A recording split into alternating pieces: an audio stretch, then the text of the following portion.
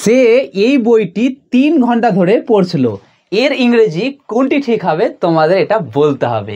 Option A, he was reading this book for 3 hours, নাকি option B, he had been reading this book for 3 hours. Sir option এ।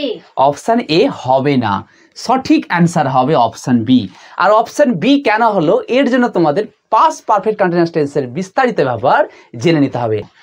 অতীতকালের কোনো কাজ কোনো বিশেষ সময়ের পূর্বে আরম্ভ হয়ে সেই সময় পর্যন্ত চলছিল বোঝালে পাস্ট পারফেক্ট কন্টিনিউয়াস টেন্স হবে। মানে অতীতকালের কোনো কাজ একটা বিশেষ সময়ের আগে শুরু হয়েছিল আর সেই সময় পর্যন্ত চলছিল বোঝালে পাস্ট পারফেক্ট কন্টিনিউয়াস টেন্স হবে।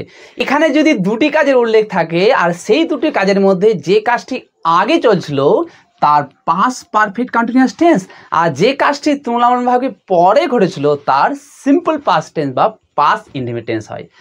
এখন তোমরা এর গঠন বা স্ট্রাকচার দেখে নাও। প্রথমে হবে ফার্স্ট সাবজেক্ট, তারপরে হবে হ্যাড বিন, তারপরে প্লাস V1, তারপরে হবে আইএনজি, মানে V1 মানে ভার্বের প্রেজেন্ট ফর্মের সাথে আইএনজি যুক্ত করতে হবে, তারপরে হবে অবজেক্ট, তারপরে টাইম, তারপরে সেকেন্ড সাবজেক্ট প্লাস V2 মানে ভার্বের পাস্ট ফর্ম, তারপরে হবে অবজেক্ট। এখানে দেখো ফার্স্ট সাবজেক্ট উল্লেখ করা রয়েছে আর এখানে রয়েছে সেকেন্ড সাবজেক্ট। কেন রয়েছে এখানে ফার্স্ট সাবজেক্ট আর সেকেন্ড সাবজেক্ট তোমরা এর আগে জানলে কাকে বলতে, যে দুটো কাজ থাকবে, যে দুটো কাজের মধ্যে যে কাজটি আগে চলছিল তার ফার্স্ট সাবজেক্ট আর যে কাজটি পরে ঘটেছিল তার সেকেন্ড সাবজেক্ট হবে।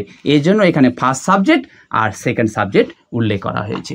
এবারে তোমরা জানবে চেনার উপায়। ওকে, তাহলে তোমরা মনে রাখবে বাংলায় ক্রিয়াপদের শেষে ছিলাম, ছিলে, ছিল বা ছিলেন বা চয় ছয় হস্যি লয়াকার ম, চয় ছয় হস্যি লয়াকার বা চয় ছয় হস্যি ল বা চয় ছয় হস্যি লয়াকার দন্ত ন থাকবে, আর এর সাথে থাকবে অতীতের সময়ের উল্লেখ। তোমাদের বোঝার সুবিধার জন্য আমি কিছু এক্সাম্পল দিয়ে দিচ্ছি, সেটা তোমরা দেখে নাও। সে আসার আগে আমি 2 দিন ধরে জ্বরে ভুগছিলাম। এই বাক্যটার মধ্যে দুটো মাত্র কাজ রয়েছে, আর তোমরা এর আগে জেনেছো দুটো কাজের মধ্যে যে কাজটি আগে হয়েছিল সেটির পাস্ট পারফেক্ট কন্টিনিউয়াস টেন্স, আর যে কাজটি পরে হয়েছিল বোঝাবে সেটি সিম্পল পাস্ট টেন্স বা পাস্ট ইনডিফিনিট টেন্স হবে। তাহলে দেখতে পাচ্ছ এখানে সে আসা কাজটা একটা কাজ হয়েছে আর আমি 2 দিন ধরে জ্বরে ভুগছিলাম এটা একটা কাজ হয়েছে। এছাড়া দেখতে পাচ্ছ ক্রিয়াপদের শেষে ছিলাম রয়েছে আর চেনার উপায়ে রয়েছে ছিলাম, তার মানে এটা হচ্ছে পাস্ট পারফেক্ট কন্টিনিউয়াস টেন্স।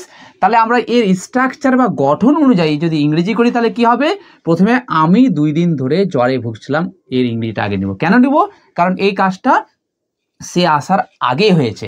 তাহলে আমির ইংরেজি প্রথমে আই দেওয়া হলো, এবার আমরা দেব হ্যাড বিন, তাহলে হ্যাড বিন বসিয়ে দেওয়া হয়েছে।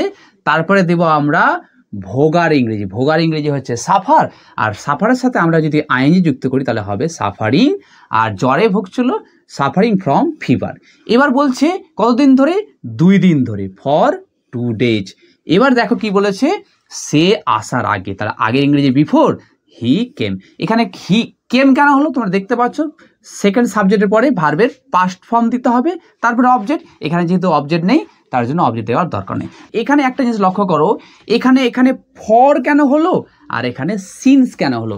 তোমরা মনে রাখবে যদি বাক্যে ধরে থাকে ধরের জন্য আমরা ফর বসাবো, আর যদি বাক্যে থেকে থাকে তাহলে থেকের জন্য আমরা সিন্স বসাবো।